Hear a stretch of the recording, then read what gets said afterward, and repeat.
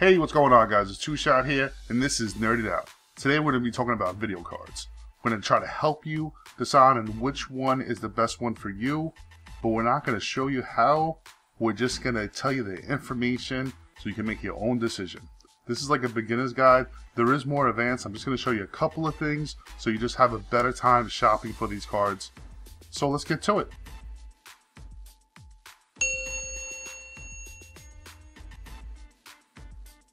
Alright guys, the first thing we're going to talk about today is GPUs. GPUs is the graphics processing unit. These are made by NVIDIA, AMD. These architectures are unique to each series. 970, 960s, 560s, the 980, and the Titans. Every processor, every GPU matches up with a series. What you need to know is that either if you go with AMD or if you go with NVIDIA, if you want to go with reference, or you want to go with custom. A custom graphics card is made by like MSI, Gigabyte, Asus. There's a lot of companies out there to make them. If you go with a reference, that comes straight from, AMD or NVIDIA, and they are like, I want to say like a stock version. They got a blower style, which I'll show a little picture, blower style cooler on it.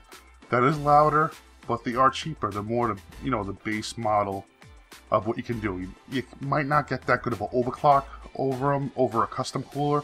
A custom cooler has a lot of options, like we'll see here. You got dual fans that does like expel the heat into the case, but that's why your cases have good cooling. Your cases have good cooling, you'll get rid of that heat, but it gives you better overclocking. You can also take these custom coolers off and water cool them, which will be awesome, gives you even higher overclocks. You might ask, why have the reference card around? Because besides of certain models, Gigabyte I think has one for the 970, but there's not too many water-cooled cards you can use. If you go with the base reference design, there's a lot more water blocks for them. The 970 does have one. The Titan Black, the Titan X does have one that I definitely know of. And there's a few other here and there. But it all depends on the series, the make, and how they work out.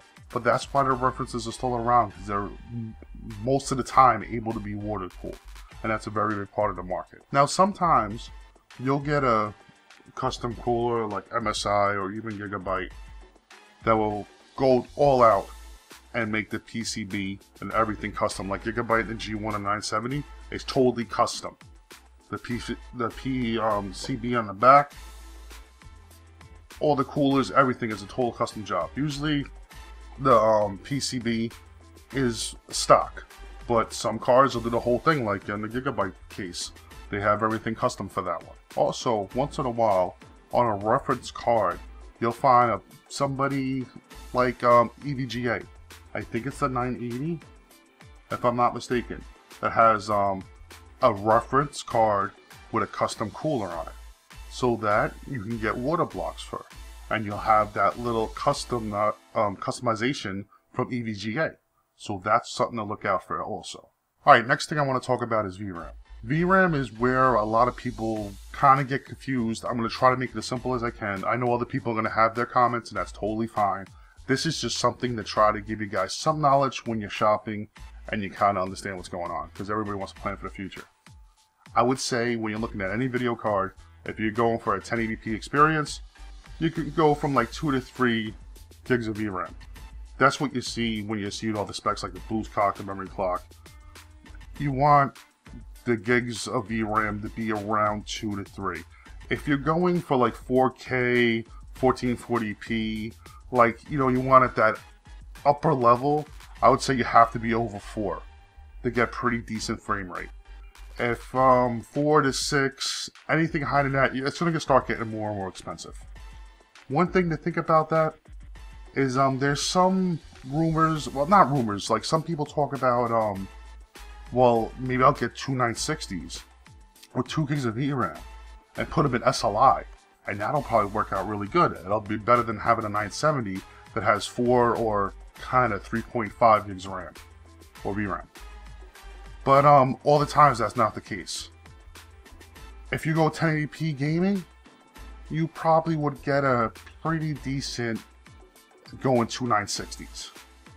But if you think about it, 1970 with the higher boost clock and a better overclocking, a better custom cooler, it'll be right at the same price, right at the same level of FPS. That's what you're looking for, with a higher frame buffer. Like, you'll get that little more boost out of it. You got 3.5 gigs of VRAM. You might be able to put a little more texture packs in it. You might be able to put some more mods in it. And that'll work out for games like Minecraft.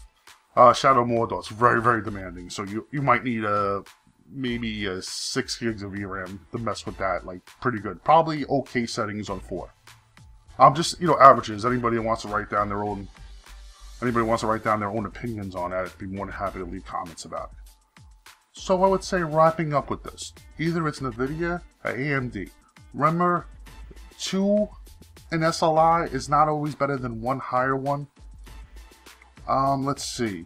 Reference over cooler, price over performance. If you're going to overclock, you want a custom one. If you don't care too much about sound, go for a reference one. What else can I say?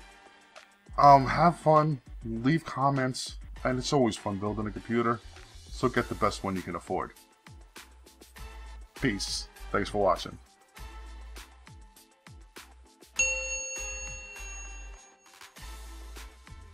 Is that you get a better overclock just about 90% of the time. Multi-save percentage.